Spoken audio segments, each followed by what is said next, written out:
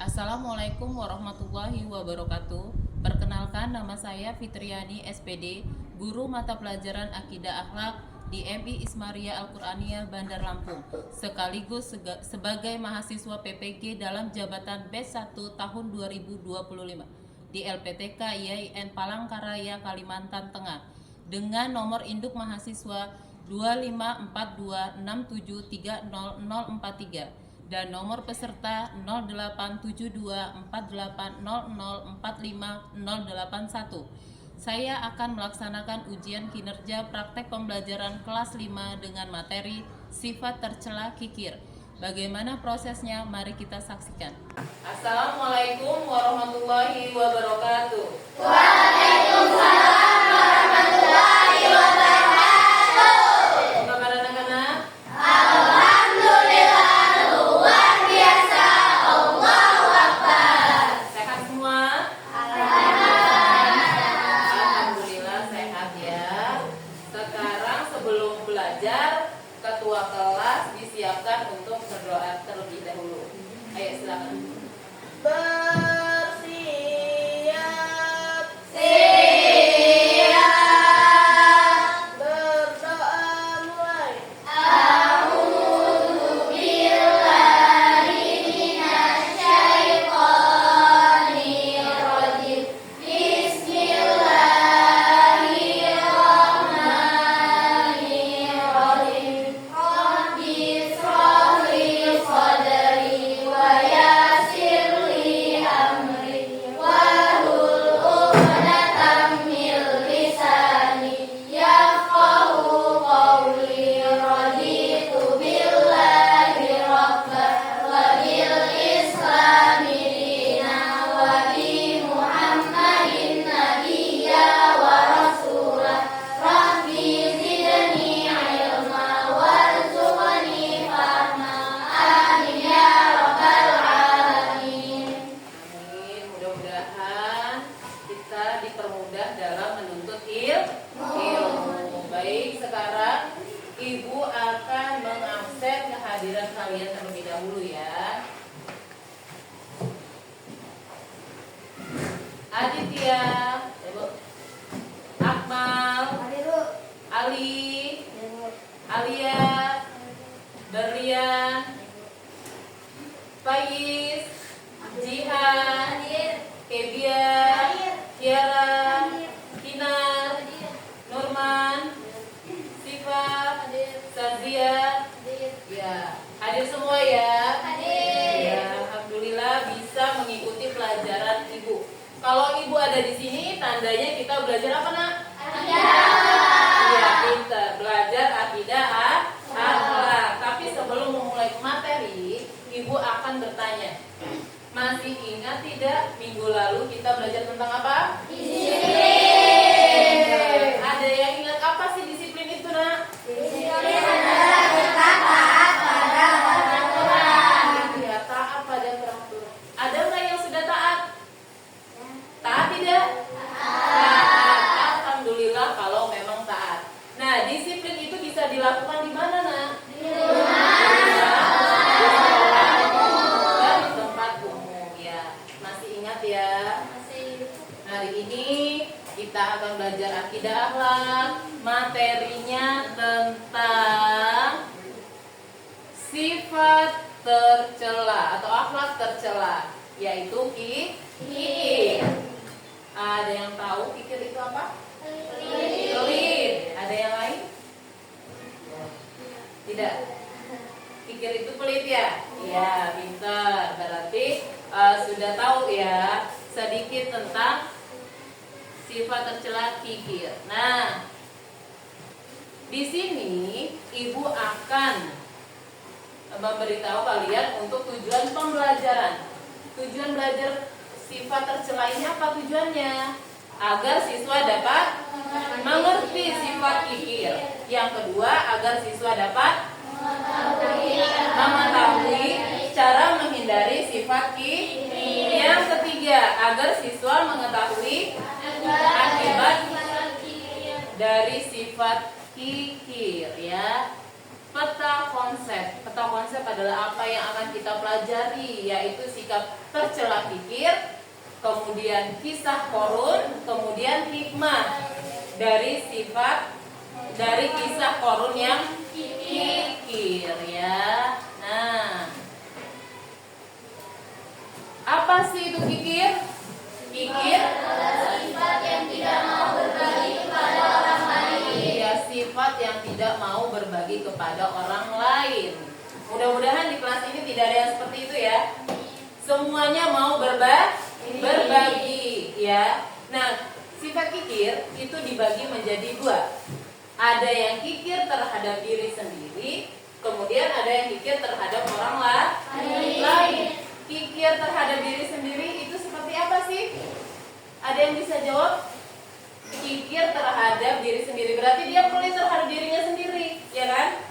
Contohnya, misal ketika kalian istirahat ya, semua teman-temannya jajan. Kamu bawa uang jajan juga, tapi uang jajan kamu itu tidak mau kamu belanjakan. Padahal kamu pengen betul beli apa? Es krim misalnya. Pengen sekali mau beli bakso, tapi kamu sayang uangnya untuk dibelanjakan, sayang.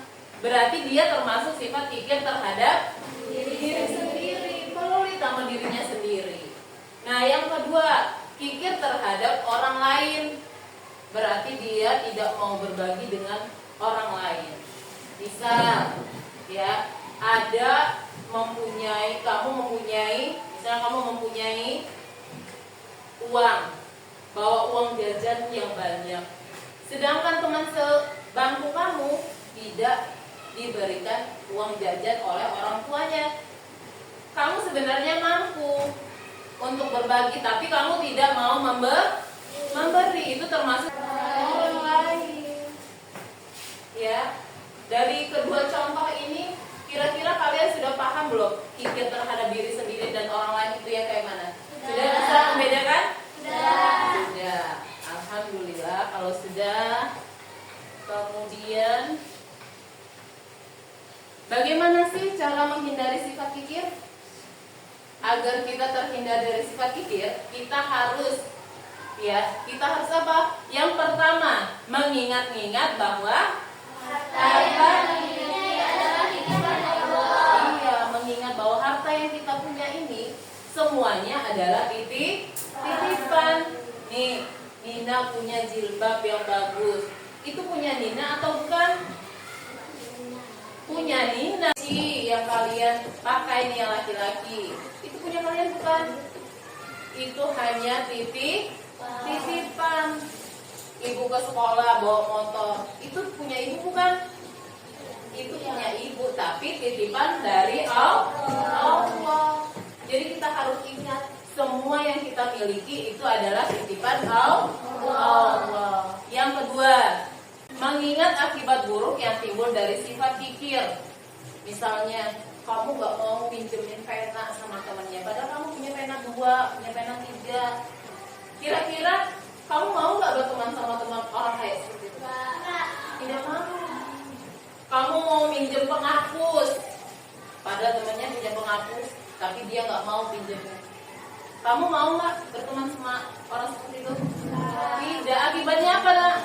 Tidak mempunyai teman, ya kan? Dijauhi oleh teman-teman karena dia tidak mau berbagi. Yang ketiga, membiasakan diri memberi kepada orang lain walaupun sedikit. Memberi itu tidak harus mempunyai banyak. Misalnya uang yang banyak baru kamu memberi. Mempunyai barang makanan yang banyak baru kamu berbagi. Tidak ya. Walaupun kamu punyanya sedikit, tapi dengan hati yang ikhlas kamu berbagi, dapat pahala nggak? Dapat. Walaupun dari niat aja ya, masih di dalam hati, belum kita lakukan, itu sudah mendapat pahala. Apalagi sudah terjadi. Ya, yang keempat, sadar bahwa harta benda tidak akan kekal dan tidak dibawa mati. Ya, misal di rumahnya kamu punya HP bagus nih, ya punya HP bagus, ketika kamu sudah waktunya menghadap Allah, ketika itu sudah waktunya dipanggil, kira-kira HP-nya dibawa nggak? Nggak ditinggal kan? Nah itulah namanya titipan, ya, titipan dari Allah, tidak akan kekal dan tidak akan dibawa mati, ya. Nah kemudian apa sih akibat dari sifat kikir? Tidak mempunyai teman, tidak memiliki teman. Yang kedua, mendapatkan azab dari Allah. Yang ketiga, yang keempat, hidupnya gelisah. Kenapa? Karena selalu kepikiran, waduh, jangan-jangan nanti uang saya habis kalau saya berbagi sama teman saya. Nanti saya nggak bisa jajan lagi. Nah, jadi hidupnya tidak tenang, tidak bersyukur atas nikmat yang telah dimilikinya. Ya, nah, sampai di sini adakah yang mau bertanya tentang materi sifat tercela kikir? Adakah yang mau bertanya? Adakah yang belum paham? Tidak. Nah, selanjutnya Ibu akan memberikan tayangan video yang akan kalian tonton bersama-sama. Kalian simak dan kalian pahami. Setelah itu Ibu akan memberikan tugas. Tugas itu akan kalian isi, dan isinya ada jawabannya ada di tayangan video, ya.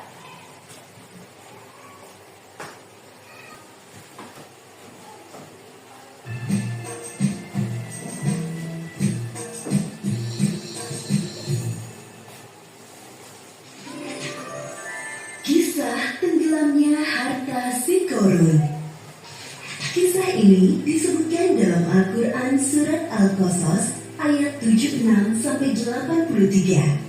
Dalam kisah ini, Allah memberikan pelajaran tentang seseorang diri selama hidup di dunia dan pada akhir hayatnya terkubur bersama harta bendanya.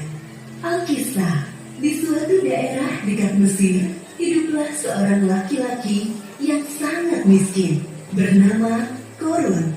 Diketahui bahwa laki-laki ini adalah sepupu Nabi Musa, anak dari paman Nabi Musa yang bernama Yashar, adik kandung Imran, ayah Musa. Suatu hari, Korun dikunjungi oleh seseorang. Ternyata yang datang adalah Nabi Musa.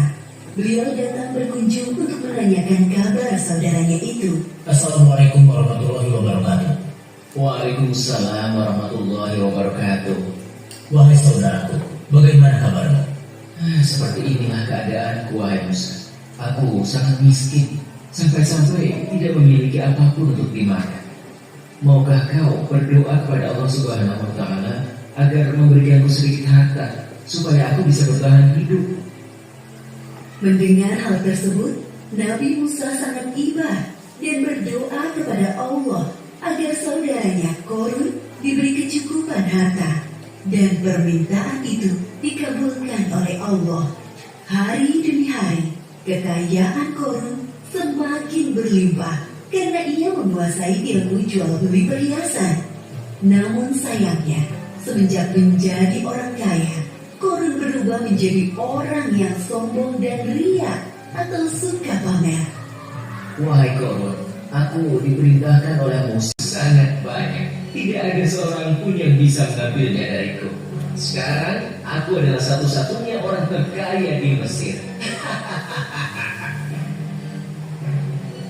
Setiap hari, Korun selalu membanggakan dirinya. Ia sering berjalan-jalan keluar istana, mengenakan pakaian mewah, dikawal oleh para pria perkasa untuk berkeliling memamerkan kekayaannya. Untuk membawa kunci-kuncinya, tak sanggup hanya dengan satu pelayan yang berotot kekar. Wah, lihatlah Korun itu. Sekarang ia sangat kaya. Jubah yang dikenakannya berlapiskan emas yang sangat berkilau. Benar saudara, tapi sayangnya dia sangat sombong. Ia lupa bahwa semua harta itu milik Allah dan akan kembali kepada Allah.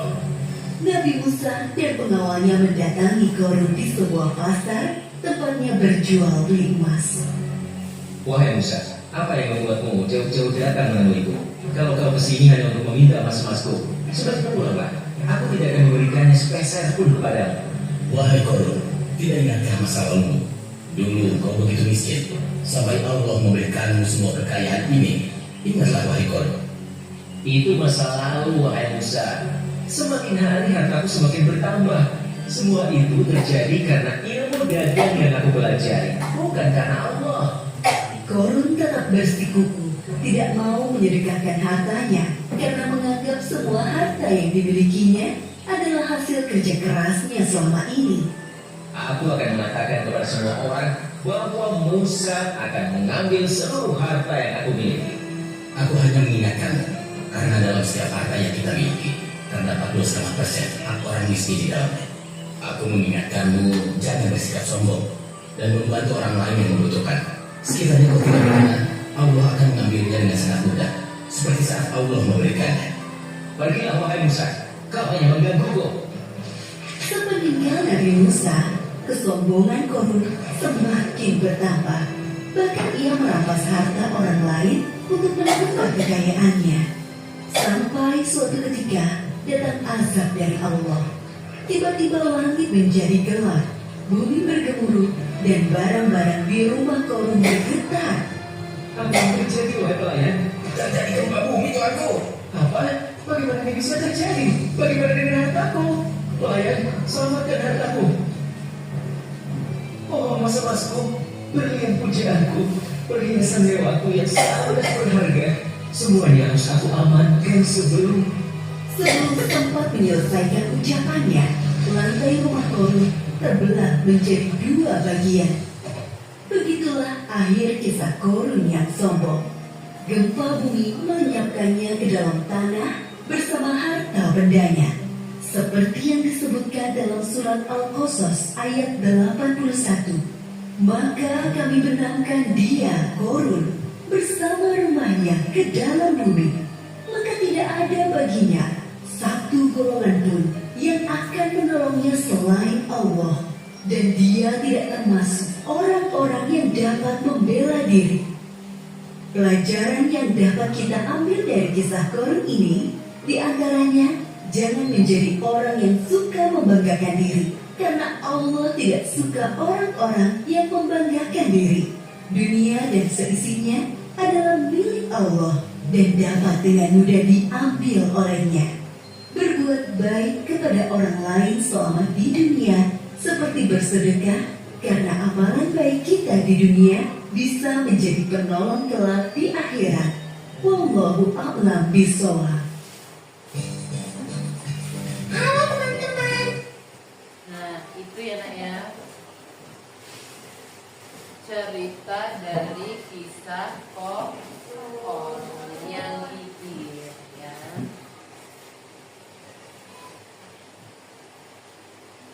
Nah, setelah menyimak video ya, sekarang ibu akan membagikan tugas untuk kalian. Lembar kerja peserta didik yang sering disebut dengan LKPD. Di sini ada tugas yang harus kalian isi setelah menonton atau menyimak dari video ya. Bagikan.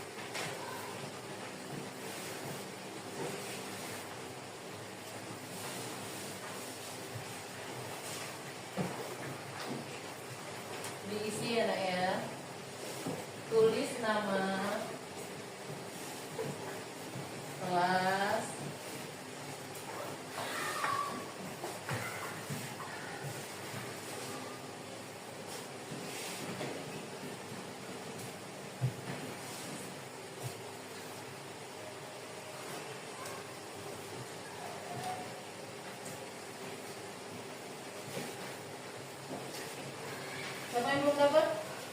Wah.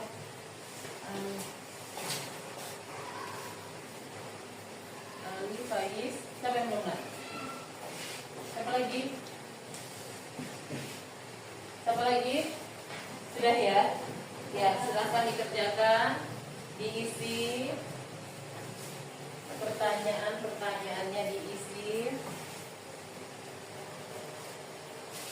Setelah menyimak video tadi, pasti kalian bisa menjawab pertanyaan-pertanyaannya. Ya.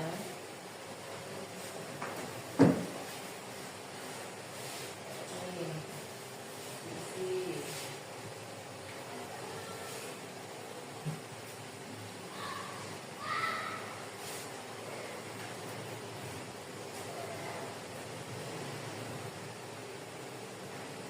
Isi semua ya. Ya.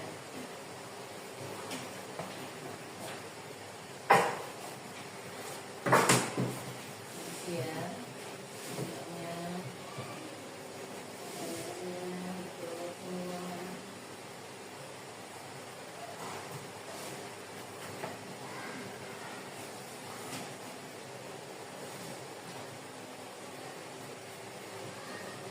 Sudah selesai Bunda? Sudah. Baiklah, kalau sudah akan kita bahas ya. Ibu panggil nomor 1 Dina. Silakan Dina ke depan.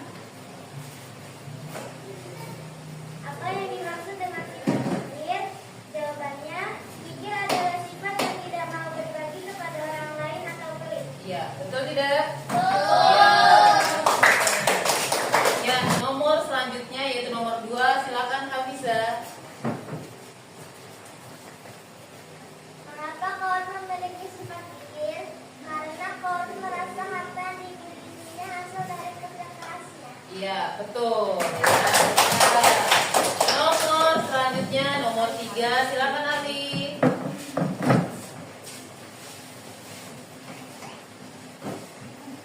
Apa akibat dari sifat kikir?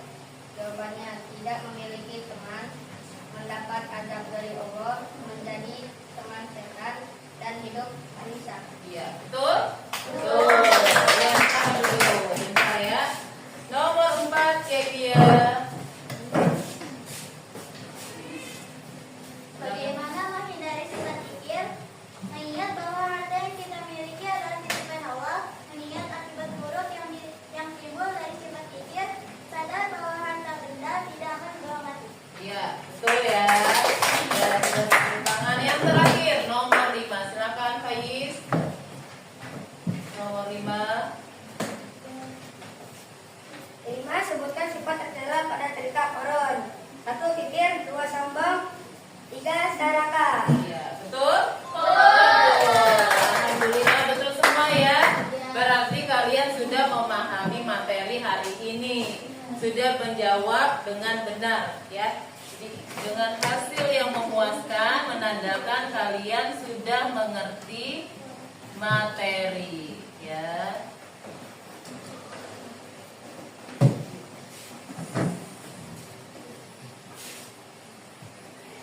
Sudah mengerti materi. Baik, sekarang Ibu akan memberi pernyataan ya.